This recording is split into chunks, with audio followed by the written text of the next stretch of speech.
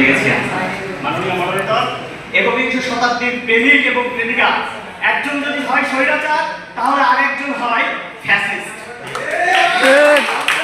গণতান্ত্রিক রাষ্ট্রের নাগরিক মাননীয় স্পিকার, স্বৈরাচার বা ফ্যাসিস্টকে কোনোভাবে আমরা সমাজে প্রমোট করতে পারি না।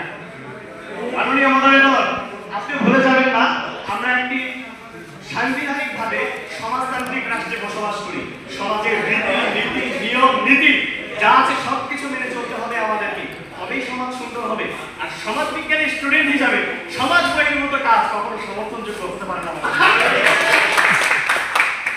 মাননীয় মডারেটর, প্রেমের ক্ষেত্রে এদের আমার বাছাবাছি কোনো প্রয়োজন পড়ে না।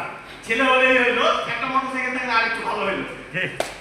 তো বিয়ের ক্ষেত্রে গেলে আমার বিষয়টা অন্যরকম চলে আসে, যে মানে যে ছেলে ছাত্র আছে তাকে পাত্র হতে গেলে একটা চাকরি অবশ্যই থাকা দরকার।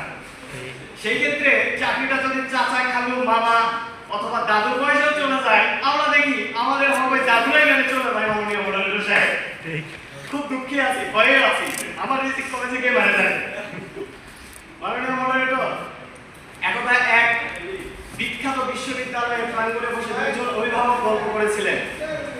একজন ছেলের বাবা এবং একজন মেয়ের বাবা।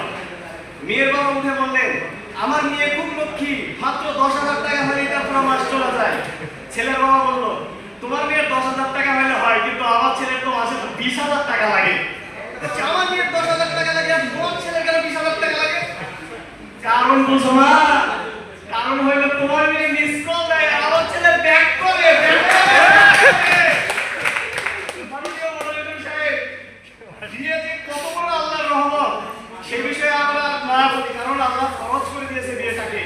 বিয়ের পরে আমরা খাবারের যে পরিবর্তন আসে সেই বিষয়টা বলি। মডারেটর সাহেব, প্রেম দেখে অভিজ্ঞতা আমারও আছে। প্রেমিক এবং প্রেমিকার কপালে ওই চটপটি ফুচকা বাদাম ছাড়া আর কিছু থাকে না, কিন্তু বিয়ের পরে ঠিকই আমরা দেখি স্বামীর কপালে শুধু দুধ, গরম দুধ, প্রত্যেক দিন হয় স্বামী, নয় বউ, নয় শাশুড়ি, কেউ তাই কেউ ক্ষীর ওই জামাইয়ের জন্য দুধ রাখে। মাননীয় মডারেটর সাহেব, জামাই আমাদের কথা না বলি, জামাই ষষ্ঠী আমাদের এখন একটা সংস্কৃতি হয়ে দাঁড়িয়েছে। মাননীয় মডারেটর সাহেব, ওমর খৈয়ম একটা গ্রীষ্মের উত্তপ্ত দুপুরের পর সন্ধ্যার দিকে একটি বৃক্ষের নিচে দাঁড়িয়ে তার স্ত্রীর চোখে চোখ রেখে বলেছিলেন, এইখানে এই তরুণ ফলে তোমার আমার কৌতূহলে যে কথা দিনকে দিয়ে যাবে দিয়ে সঙ্গে রবে সুরার পাত্র, অল্প কিছু আহার মাত্র, আর একখানি ছন্দমধুর কাব্য হাতে নিয়ে। মাননীয় মডারেটর, এত সুন্দর প্রেম তৈরি করেছেন তারা।